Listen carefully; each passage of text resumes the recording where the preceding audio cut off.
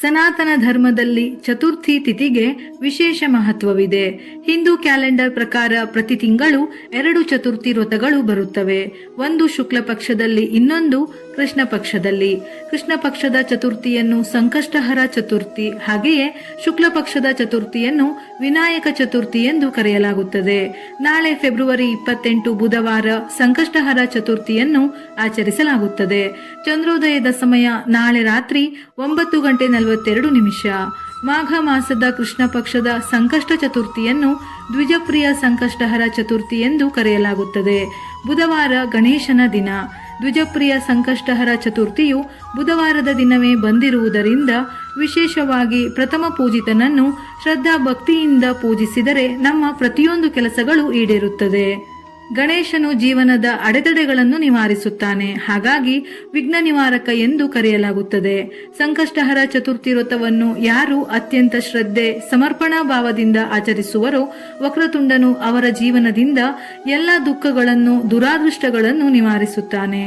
ಪ್ರತಿಯೊಂದು ಶುಭ ಕಾರ್ಯಕ್ಕೂ ವಿಘ್ನ ನಿವಾರಕನನ್ನು ನೆನೆಸಿಕೊಳ್ಳಲೇಬೇಕು. ಈ ದಿನ ಗಣಪತಿಯನ್ನು ಪೂಜಿಸುವುದರಿಂದ ಶುಭ ಫಲ ಪ್ರಾಪ್ತಿಯಾಗುತ್ತದೆ.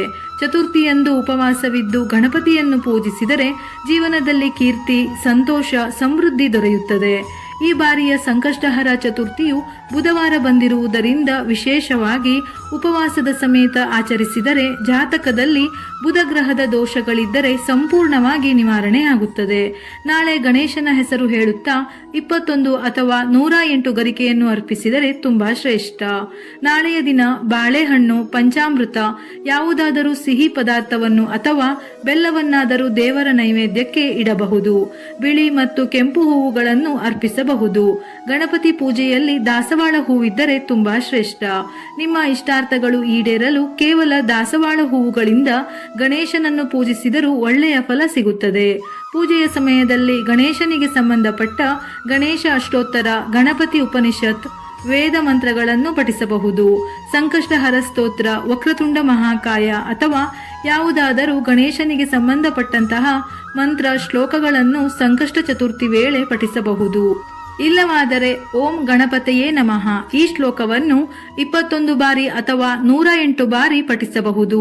ಇದರ ಜೊತೆಯಲ್ಲಿ ಸಂಕಷ್ಟಹರ ಚತುರ್ಥಿಯ ಕಥೆಯನ್ನು ತಪ್ಪದೆ ಈ ದಿನ ಓದಲೇಬೇಕು.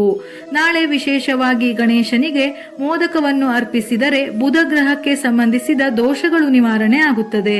ಶಮಿ ಎಲೆಗಳಿಂದ ಪೂಜಿಸಿದರೆ ಬುದ್ಧಿವಂತಿಕೆ, ಒಳ್ಳೆಯ ವಿವೇಚನೆಗಳು ವೃದ್ಧಿಯಾಗುತ್ತದೆ. ಶಾಸ್ತ್ರದಲ್ಲಿ ಗಣಪತಿಯನ್ನು ಬುದ್ಧಿವಂತಿಕೆಯ ಅಧಿಪತಿ ಎಂದು ಕರೆಯಲಾಗುತ್ತದೆ. ಹಾಗಾಗಿ ಗಣಪತಿಯನ್ನು ಪೂಜಿಸುವುದರಿಂದ ಬುದ್ಧಿವಂತಿಕೆಯು ಪ್ರಾಪ್ತಿಯಾಗುತ್ತದೆ. ಜಾತಕದಲ್ಲಿ ಬುಧ ಗ್ರಹದ ದೋಷವಿದ್ದಾಗ ಗಣಪತಿಯನ್ನು ತಪ್ಪದೇ ಪೂಜಿಸಬೇಕು. ಏಕೆಂದರೆ ದುರ್ಬಲ ಗ್ರಹವಾದ ಬುಧನಿಂದಾಗಿ ವ್ಯಕ್ತಿಯು ಉದ್ಯೋಗ, ವ್ಯಾಪಾರ ಕ್ಷೇತ್ರದಲ್ಲಿ ಪ್ರತಿದಿನ ಸಮಸ್ಯೆಗಳನ್ನು ಎದುರಿಸಬೇಕಾಗುತ್ತದೆ. ಅಂತಹ ಪರಿಸ್ಥಿತಿಯಲ್ಲಿ ನಾಳೆ ಬುಧವಾರ ಸಂಕಷ್ಟಹರ ಚತುರ್ಥಿಯ ದಿನ ಗಣಪತಿಯ ದೇವಸ್ಥಾನಕ್ಕೆ ಹೋಗಿ 5, 11, 21, 108 ನಿಮ್ಮ ಶಕ್ತಿಗೆ ಅನುಸಾರವಾಗಿ ಗರಿಕೆಯನ್ನು ಅರ್ಪಿಸಿ ಪೂಜೆ ಮಾಡಿ. ಇದರಿಂದ ಉದ್ಯೋಗ, ವ್ಯಾಪಾರದಲ್ಲಿ ಒಳ್ಳೆಯ ಏಳಿಗೆ ಆಗುತ್ತದೆ. ನಾಳೆ ಬೆಳಿಗ್ಗೆ ಎಳ್ಳಿನ ಎಣ್ಣೆ ಅಥವಾ ಸಾಸಿವೆ ಎಣ್ಣೆಯಿಂದ ದೀಪವನ್ನು ಬೆಳಗಿ. ಸಂಜೆ ತುಪ್ಪದ ದೀಪವನ್ನು ಬೆಳಗಿದರೆ ತುಂಬಾ ಒಳ್ಳೆಯದು.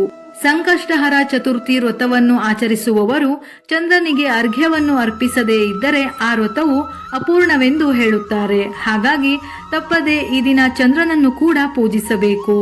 ನೀರು, ಶ್ರೀಗಂಧ, ಅಕ್ಕಿ, ಹೂವುಗಳನ್ನು ಚಂದ್ರನ ದಿಕ್ಕಿನಲ್ಲಿ ಅರ್ಪಿಸಿ ಚಂದ್ರೋದಯದ ಸಮಯದಲ್ಲಿ ಚಂದ್ರನನ್ನು ಪೂಜಿಸಿ ವ್ರತವನ್ನು ಸಂಪೂರ್ಣಗೊಳಿಸಬೇಕು.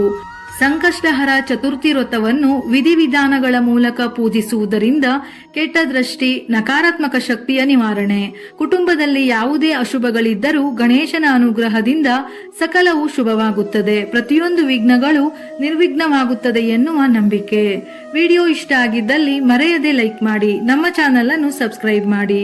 ಇದೇ ರೀತಿಯ ಮನಮುಟ್ಟುವ ಉಪಯುಕ್ತ ಮಾಹಿತಿಗಳಿಗಾಗಿ ಮತ್ತೆ ಭೇಟಿಯಾಗೋಣ.